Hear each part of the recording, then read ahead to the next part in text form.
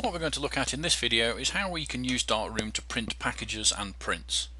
So the first thing we need to do is we need to identify the league that we are currently dealing with. In my example, I am going to choose the Rebels.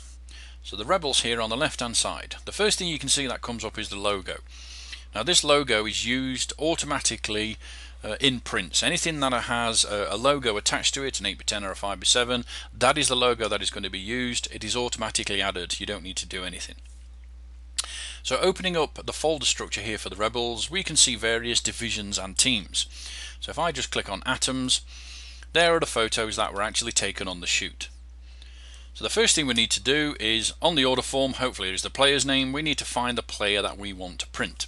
And I'm going to choose Ronald, this gentleman here.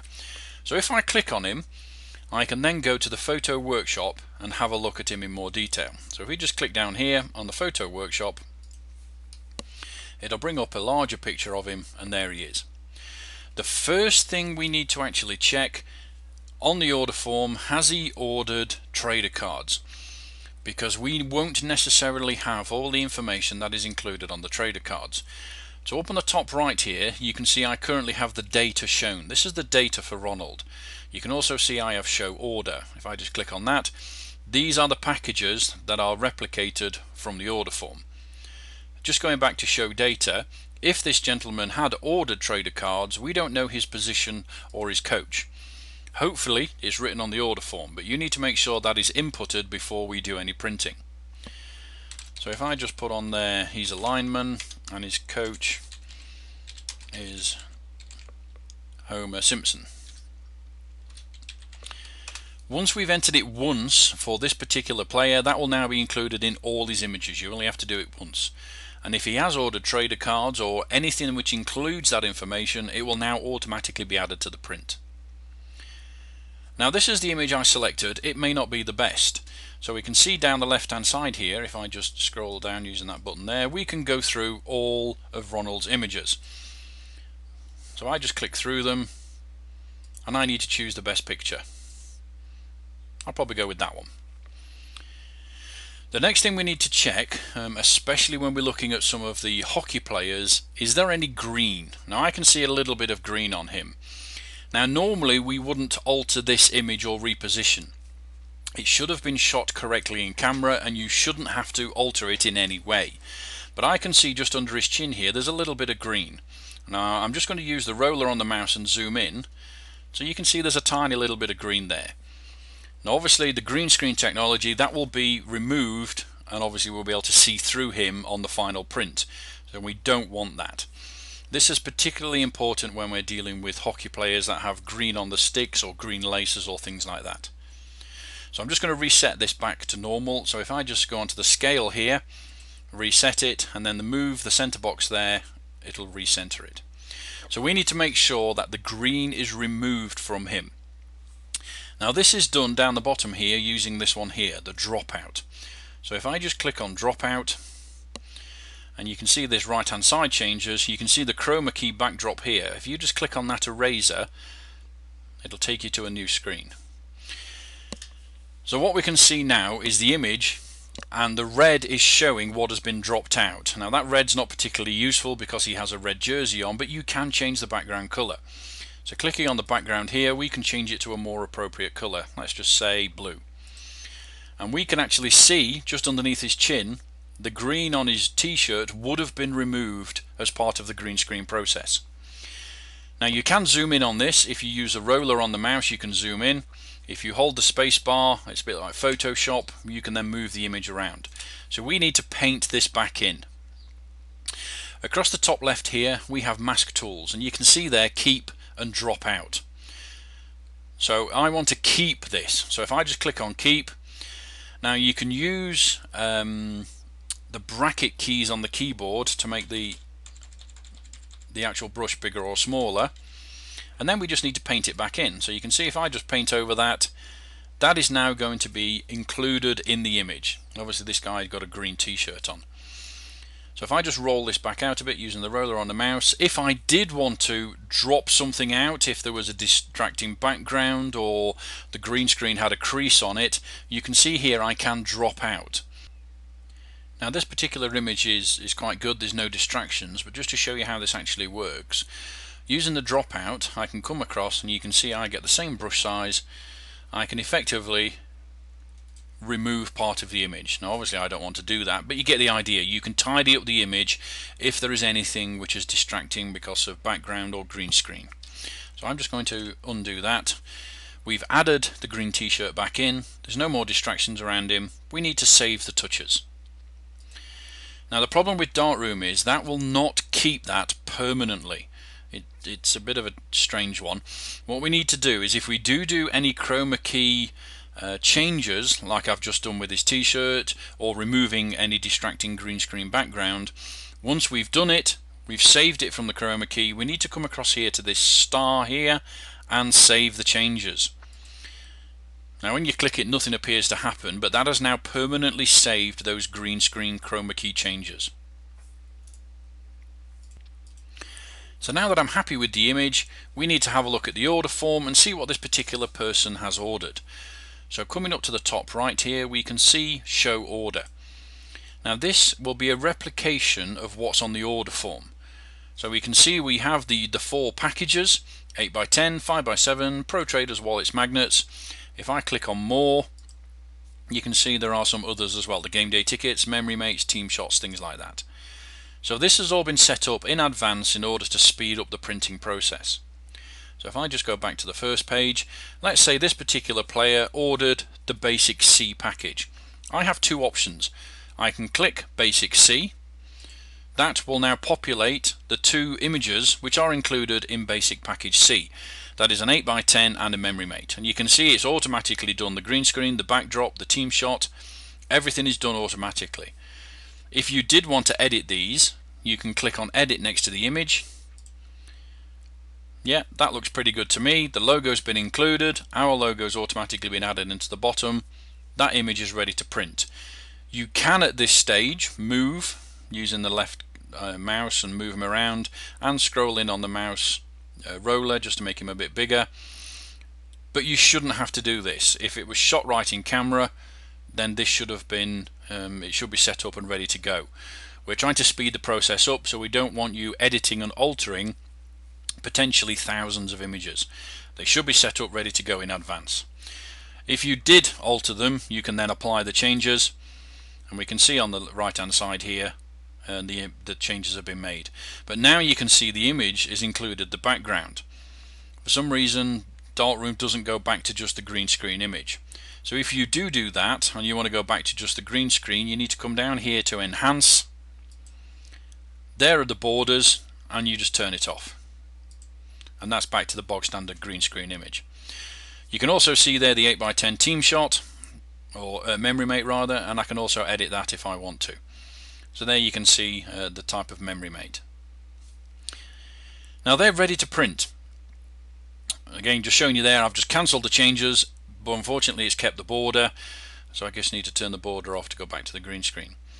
So that's one way of doing it. You can click in the appropriate package group up here. Now let's just say this particular person also ordered Pro Traders and magnets. Now you can see there are numbers next to them, so you can just press 7 and 9 on the keyboard and it will add those packages to the print. 7, 9. Now once it's actually figured it out, it's doing the processing, they will be added to the print queue. There are the Pro Traders, there are the magnets, and we can obviously then print them. But let's just have a look at the Pro Traders to make sure that the information we inputted is actually correct. This one's the front of the Pro Trader, this one is the back. So if I just edit the back image, it's a little bit slow to load, but you can see all the information from this particular player. The team name, the division, his position, number, coach, and the logo are all automatically added. So just cancelling any changes that I did make. Now you can see again the border has stayed behind. It's just a strange thing in Photoshop that it happens to do. So if I just turn the borders off, it'll go back to the green screen. I'll just show you the magnets just for completeness. Again, we can edit that image, and we can see on there it's put his name across the top, Rebels Football and Atoms. Everything has been added automatically, so you don't actually need to check it. So again, just cancel the changes, turn the borders off. Now we have 2 options in order to print this. We can see underneath the actual packages here, we can see place order and save order. If I click place order, that will send it straight to the printer and it'll start printing. If I click save order, it will just add it to the actual print queue. So if I just save the order, you can see it's gone, and if I come down here, you can see my photo workshop, which we're currently in. Here's my orders tab. You can see that there are a few orders already in there, and Ronald's order is now top. And that's the basic process of how we actually go through and print. Just as a recap, go back to the photo library, find the particular player that your order form. Let's just take this gentleman here. Go down to your photo workshop. Yeah, that's a good looking image. Let's just check that the data is actually correct. So click up here on show data. We don't have the position and the coach. Again, if they have ordered trader cards or magnets, we need to make sure that that information is included. You can just type it in manually here. Then just go to show order. Select the appropriate order.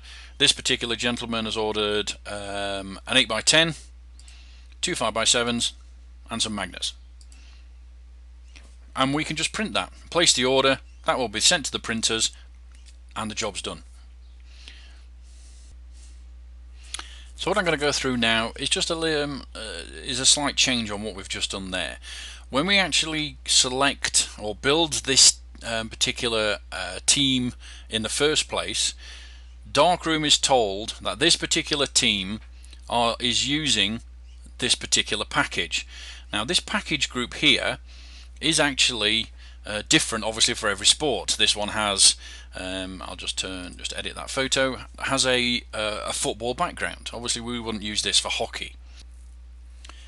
So what I'm going to do is just turn off these borders. I'm just going to clear this order down the bottom here. You can see here we have clear order. Yes, I want to clear that entire order. So obviously with hockey we wouldn't use that background. So let me just show you. If we go back to photo library, go down to Springbank, Bantam 1 is open there, so if I just click on the Rockies for Bantam 1, now you can see there are not as many images in Springbank. Now that's because Springbank have been sent out for extraction. Because of the green jerseys, we don't do this in-house. It would take too long to paint all the jerseys back in, so we send them out for extraction.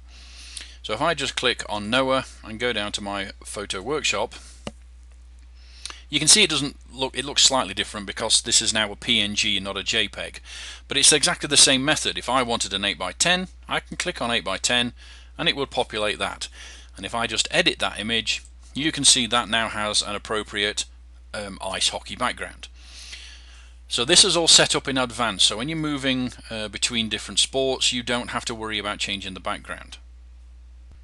So what we're going to look at next is how we can utilize Darkroom to create JPEGs for us in order to order special products like water bottles and mugs.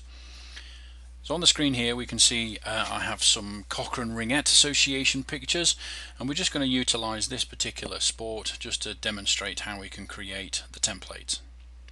So if I click on Caitlin here, we can then go to our photo workshop and have a look at the picture in more detail. Now when we're actually creating these JPEGs, we're utilizing the facilities of Darkroom in terms of borders, but we are not actually going to print the product. Up here we can see the standard print products that we offer. Go to the second page, we can also print bag tags. In the office we have a printer just for that, but you will not see in there mugs, water bottles, things like that.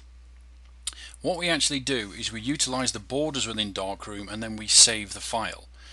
So if this is the image I wanted on a coffee mug, for example, what we're actually going to do is utilize the borders here. So if I just click on borders and then scroll down to borders, you can see it's come up with the hockey list, which is basically the same as we use for the ringettes.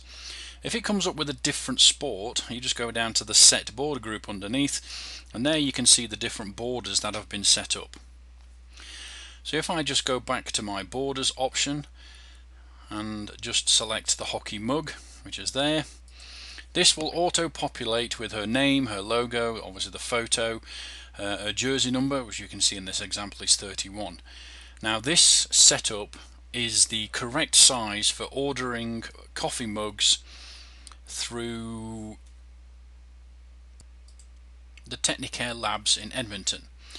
So now we have this on the screen. We can check her name, her jersey number. We can also alter the image if we like. We can zoom in a little bit, move it around, but we don't actually print this. What we do is we utilize this button here, Save To. So clicking on that, we can see there, Save to File. Now where we actually save it is to the appropriate folder on the drive to do with the ringettes. So if I save, so in here we can see we have ringette, the Cochrane Rockies, and then there is a folder there for special orders. And we can see from that the different folder structure dependent on what they've ordered. So in there we can see water bottles and mugs. If I just go to mugs, we would then save this in that particular folder, and you can see there's already one there. And the way we actually save this is the file name is the first and last name of the particular player, followed by what the actual template is for, i.e. mug, and then the quantity. So when we actually go to the file in the folder, we can see immediately who's ordered it, what they've ordered, and how many they've ordered. So just giving another example of this, if I just cancel that save, go back down to my borders, choose the borders, and let's for instance choose a license plate, one of the other products that can be ordered through Technicare or DD Labs. So again, you can see it's automatically filled it in. The template you can see there, these come from the template. These kind of holes is obviously where the holes are on the license plate. Again, they won't save, they're just there to actually show you that obviously we can't do things like that because obviously the picture would be cut off. But we can move this person around, zoom in a little bit, check the name, the jersey number, the logo, and it's no different. We use the Save To option, save to file, select the ringette folder, Cochrane Rockies, special orders. Now you can see nobody's actually ordered one of these number plates before, so all we would do is create a folder and go through exactly the same procedure, saving it under a first name, last name, what the actual JPEG is for, and the quantity ordered. One thing to note when we're actually doing this saving of the borders is to check this button here. We can see here it says with border on. Now that will save the file exactly as it's seen on the screen with the border in place. The name, the logos, the jersey numbers, the backdrop. If that is turned off for any reason, that would purely save the player on the green screen, and it would save it with the green. And this has happened to us before, it caught us out for a while. So when you're actually doing this to create the special products, please ensure that when you save, you've got with the borders on.